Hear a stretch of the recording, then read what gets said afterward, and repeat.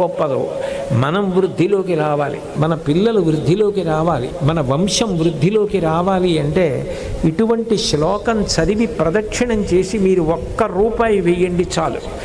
అందరూ గోప్రదక్షిణం చేసిన ఫలితం పొందాలని, గోశాలలకు వెళ్ళలేకపోయినా కార్యాన్ని సులభతరం చేయాలని ఇటువంటి ఒక గొప్ప టేబుల్ క్యాలెండర్ని ఇంత మంగళప్రదంగా మీరు స్క్రీన్స్ మీద చూస్తున్నారు కదా, ఆ ఆవు దూడ ఆ దంపతులు అంత అందంగా ఇచ్చాం. మీరు పరకాయ ప్రవేశం చేసి మీరే ప్రదక్షిణం చేస్తున్నారన్న భావనతో చేసినట్టయితే అది విశేష ఫలదాయకమవుతుంది. గో ప్రదక్షిణానికి సంబంధించి గోవు విషయంలో ఆ ప్రత్యేకమైనటువంటి ఫోటోని తీసుకురావడం జరిగింది. ఇక గోదానం ఎంత గొప్పదో భీష్ముడు సంస్కృత భారతంలో అనుశాసన పర్వంలో 69వ అధ్యాయంలో 4వ శ్లోకంలో చెప్పాడు. గోవుని ఒక్కదాన్ని కాని దానం చెయ్యగలిగితే తుల్యనామాని దేయాని త్రీణి తుల్య ఫలాని చ సర్వకామ ఫలాని తుల్యనామాని దేయాని త్రీణి తుల్య ఫలాని చ. 3 దానములున్నాయి ఈ లోకంలో. ఈ 3 దానములు 3 పేర్లతో ఉంటాయి. కానీ నిజానికి ఈ 3టిలో ఏ ఒకటి చేసినా మిగిలిన 3 చేసినట్లే. అంత తేలికైనటువంటి అంత జీవితాన్ని వృద్ధి చేసి ఒకసారి జన్మ ఎత్తినందుకు ఆ జన్మ పండిపోయేటట్టుగా చెయ్యగలిగినటువంటి దానాలు. అందులో గావహ మొట్టమొదటి దానం ఏది అంటే గావహ ఆవు.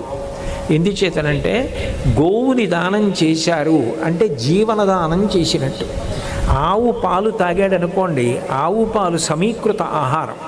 ఒక కుటుంబం ఎంతకాలం ఆవు పాలు తాగుతుందో అంతకాలం మీరు ఆ కుటుంబానికి అంతటికీ కూడా ప్రాణదానం చేసినట్టు.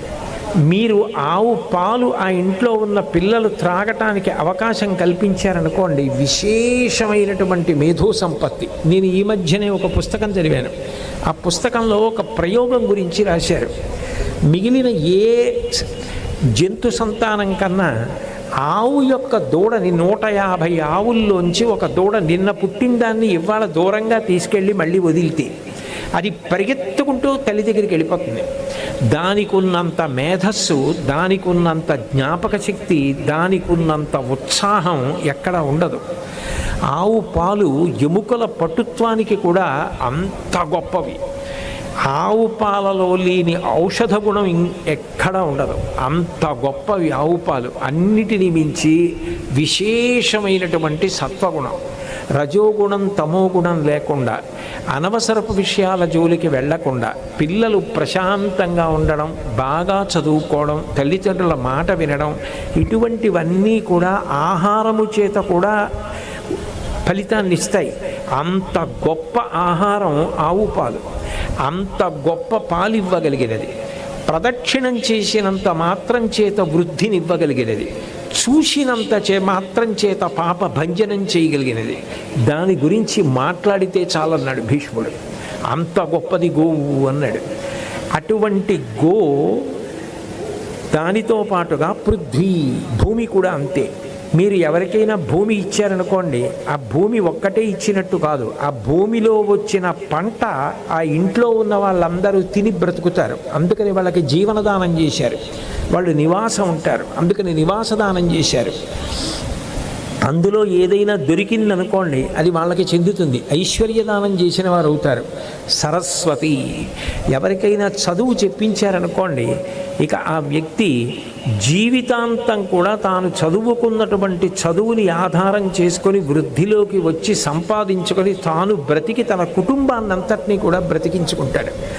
సరస్వతీ దానం కన్నా గొప్ప దానం ఇంకొకటి లేదు. ఒక్క సరస్వతీ దానం చేసిన కారణం చేత మిగిలినవి అన్నిటినీ సమకూర్చినట్టే. ఈ 3 నిజానికి 3 పేర్లతో కనపడతాయి, కానీ ఒకే రకంగా అనేక ఫలితములను ఇవ్వగలిగినవి. అనేక ఫలితములను ఇవ్వగలిగినటువంటి ఇన్నిటిలో మళ్ళీ ప్రత్యేకించి విశేషం ఎవరిది అంటే గోవుది. ఎందుకని అంటే శరీర పతనానంతరం కూడా జీవుడి వెనకాతల వచ్చి ఉద్ధరించగలిగినటువంటి ప్రాణి గోవు ఒక్కటే. అంత గొప్పది గోవు. కాబట్టి తుల్యనామానిదేయాని త్రీణి తుల్య ఫలానిచ సర్వకామ ఫలానీప. అటువంటి గోదానం చేయడం చేత ఇది అది అని లేదు. సమయాన్ని దృష్టిలో పెట్టుకుని నేను ఎక్కువసేపు ప్రతి విషయం గురించి మాట్లాడలేకపోతున్నాను, కానీ నిజానికి భీష్ముడు ఒక మాట చెప్తాడు. గోదానం సశాస్త్రీయంగా స్వార్జితంతో శ్రద్ధతో నమ్మకంతో చేసిన వ్యక్తి ఎవరుంటాడో వారిని గోవు ఉత్తర క్షణం అనుగ్రహించేస్తుంది.